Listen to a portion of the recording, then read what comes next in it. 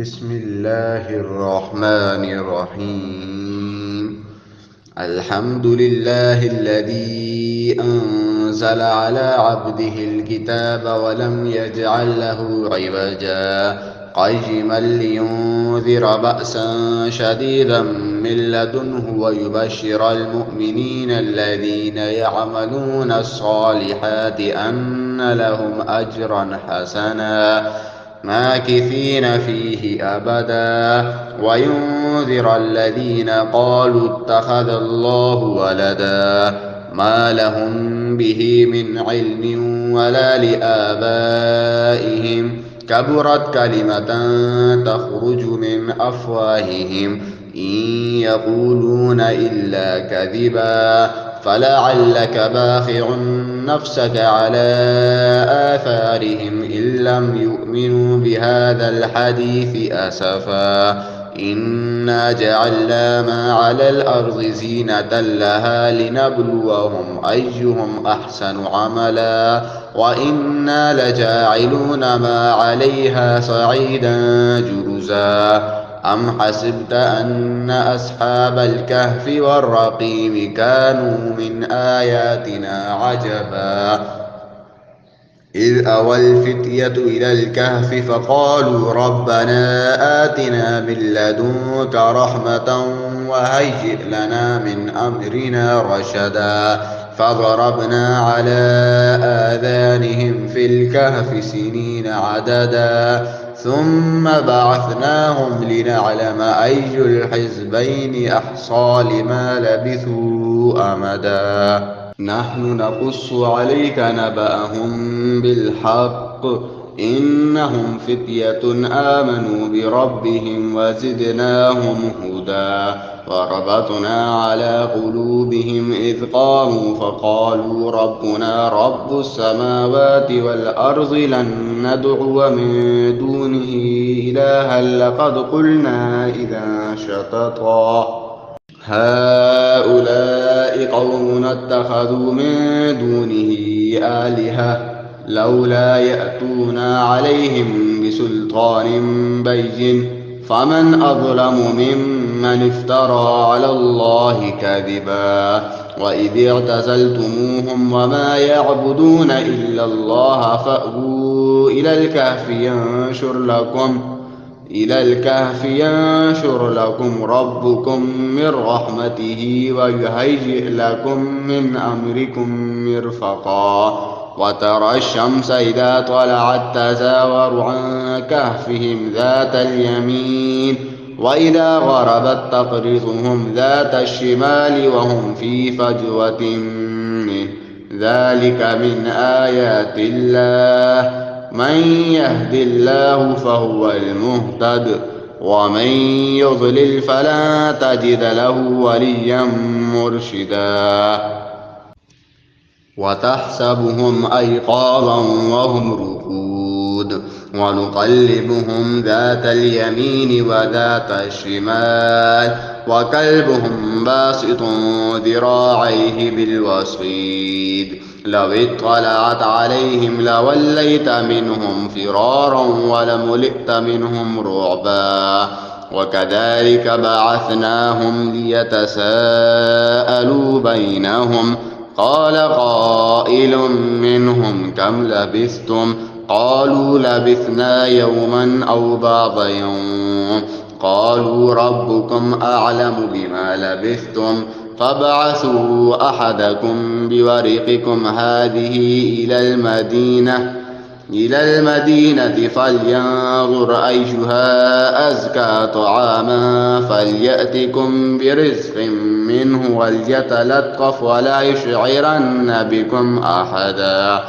إنهم إن يظهروا عليكم يرجموكم أو يعيدوكم في ملتهم ولن تفلحوا إذا أبدا وكذلك أعثرنا عليهم ليعلموا أن وعد الله حق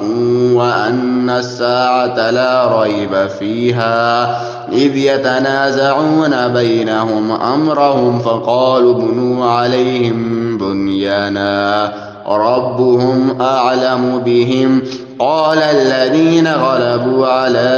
أمرهم لنتخذن عليهم مسجدا سيقولون ثلاثة رابعهم كلبهم ويقولون خمسة سادسهم كلبهم رجما بالغيب ويقولون سبعة وثامنهم كلبهم قل ربي أعلم بعدتهم ما يعلم إلا قليل فلا تمار فيهم إلا مراء ظاهرا ولا تستفت فيهم منهم أحدا ولا تقولن لشيء إني فاعل ذلك غدا إلا أن يشاء الله واذكر ربك إذا نسيت وقل عسى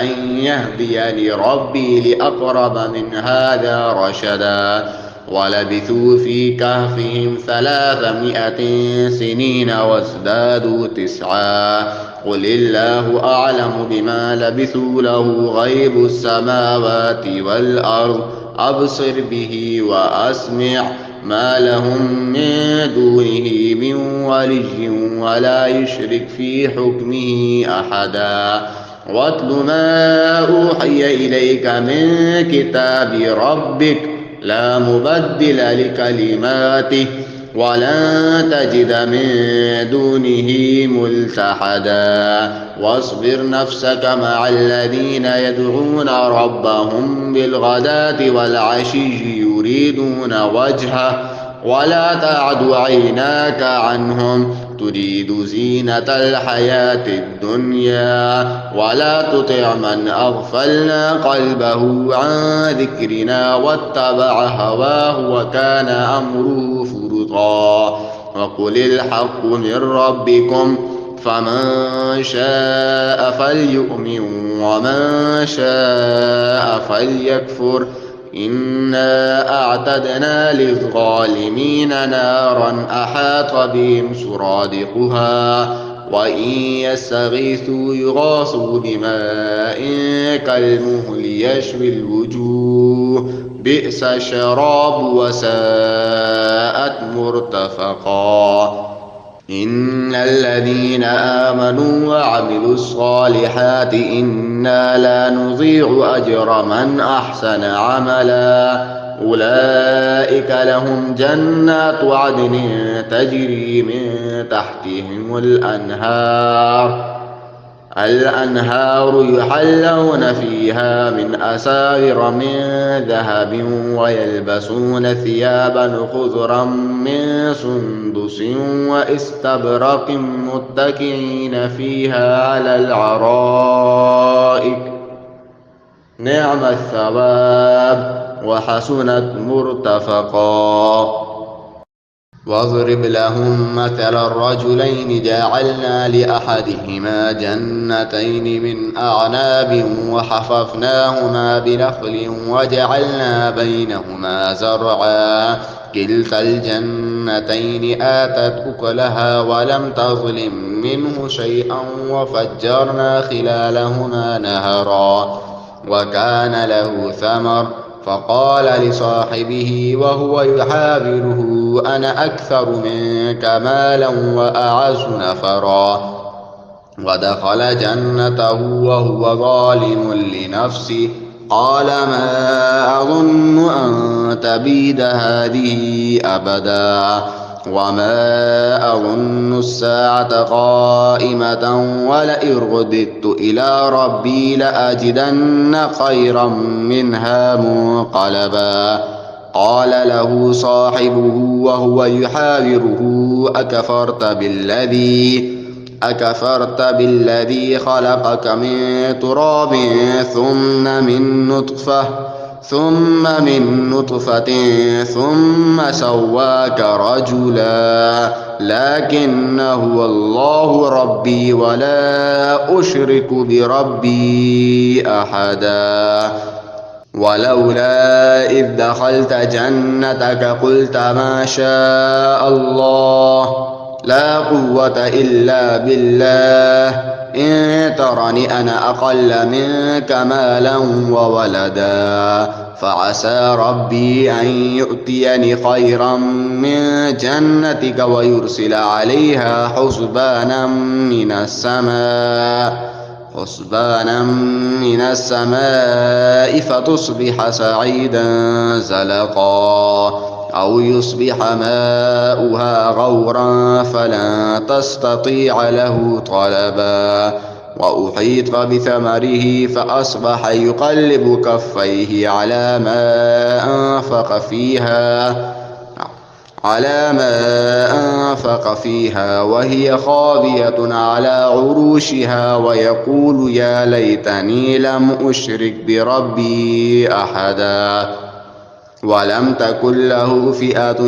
ينصرونه من دون الله وما كان منتصرا هنالك الولاية لله الحق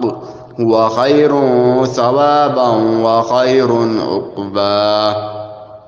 واضرب لهم مثل الحياة الدنيا كماء أنزلناه من السماء فاختلط به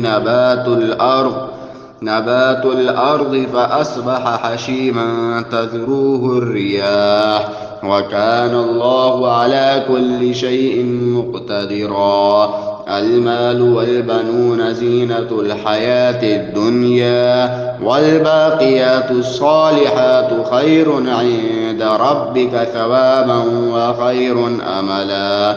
ويوم نسير الجبال وترى الأرض بارزة وحشرناهم فلم نغادر منهم أحدا وعرضوا على ربك صفا لقد جئتمونا كما خلقناكم أول مرة بل زعمتم أن لن نجعل لكم موعدا ووضع الكتاب فترى المجرمين مشفقين مما فيه ويقولون يا ويلتنا ما لهذا الكتاب لا يغادر صغيرة ولا كبيرة إلا أحصاها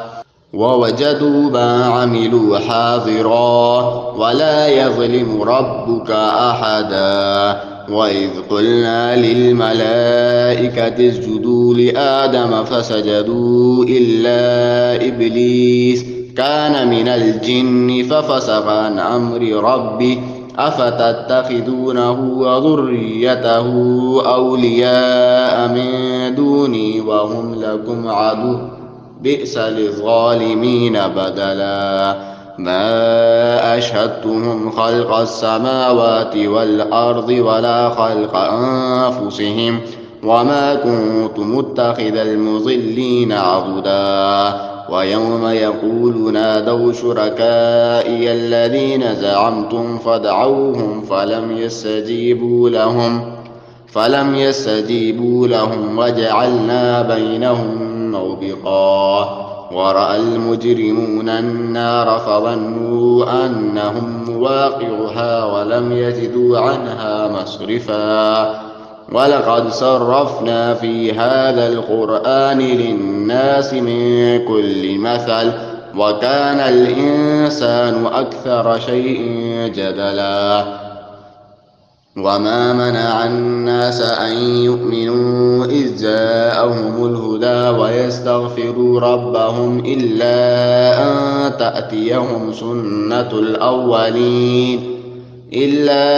أن تأتيهم سنة الأولين أو يأتيهم العذاب قبلا وما نرسل المرسلين إلا مبشرين ومنذرين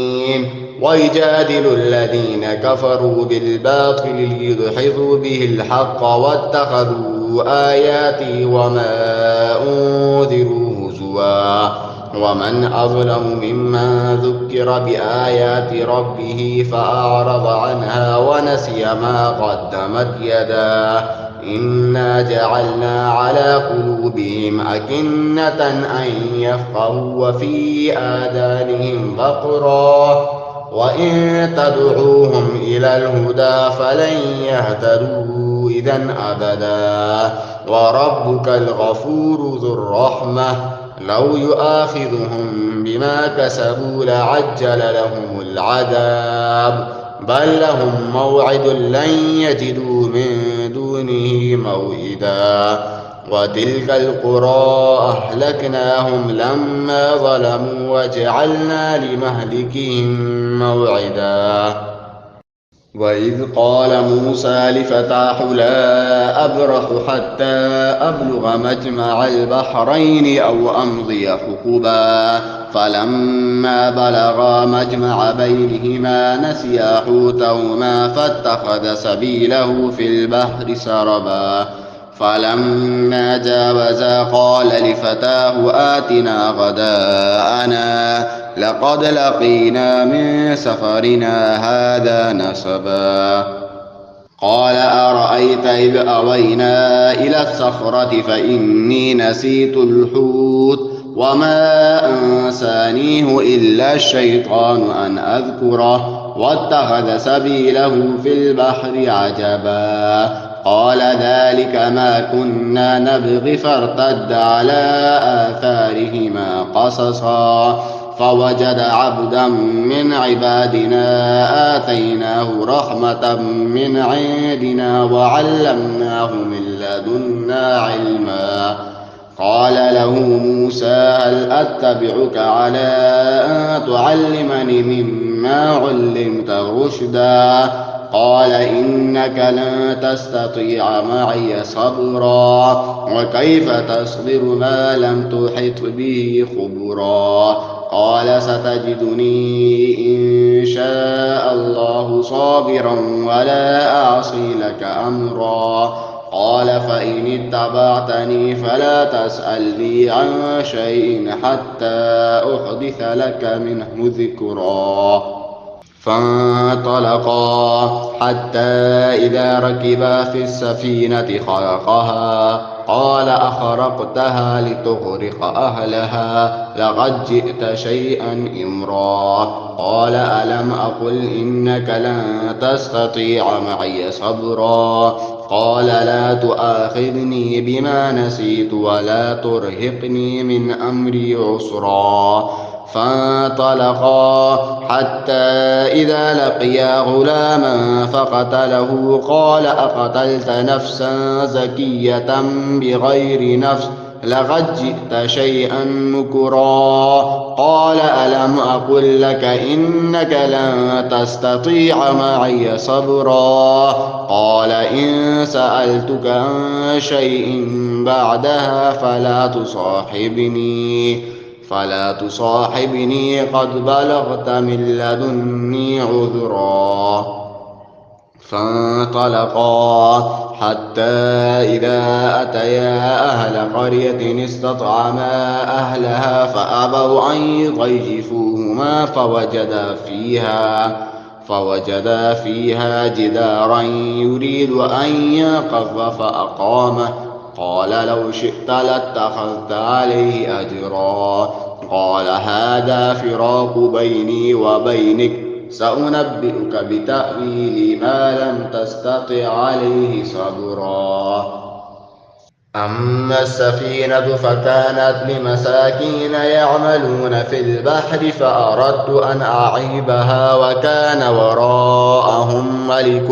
يأخذ كل سفينة غصبا. وأما الغلام فكان أبواه مؤمنين فخشينا أن يرهقهما طغيانا وكفرا فأردنا أن يبدلهما ربهما خيرا منه زكاة وأقرب رحما.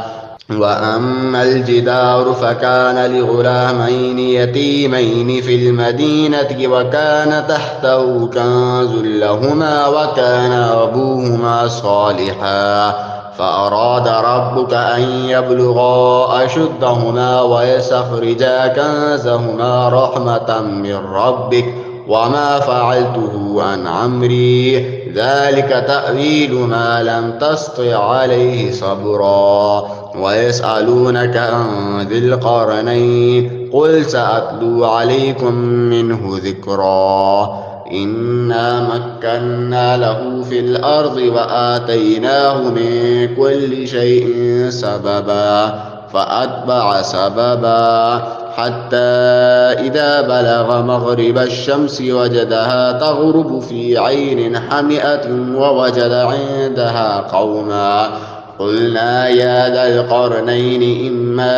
أن تعذب وإما أن تتخذ فيهم حسنا قال أما من ظلم فسوف نعذبه ثم يرد إلى ربه فيعذبه عذابا نكرا وأما من آمن وعمل صالحا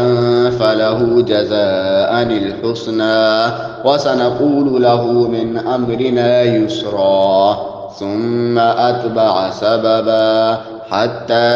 إذا بلغ مطلع الشمس وجدها تطلع على قوم لم نجعل لهم من دونها سترا كذلك وقد أحطنا بما لديه خبرا ثم أتبع سببا حتى إذا بلغ بين السدين وجد من دونهما قوما لا يكادون يفقهون قولا قالوا يا ذا القرنين إن يأجوج ومأجوج مفسدون في الأرض فهل نجعل لك خرجا على أن تجعل بيننا وبينهم سدا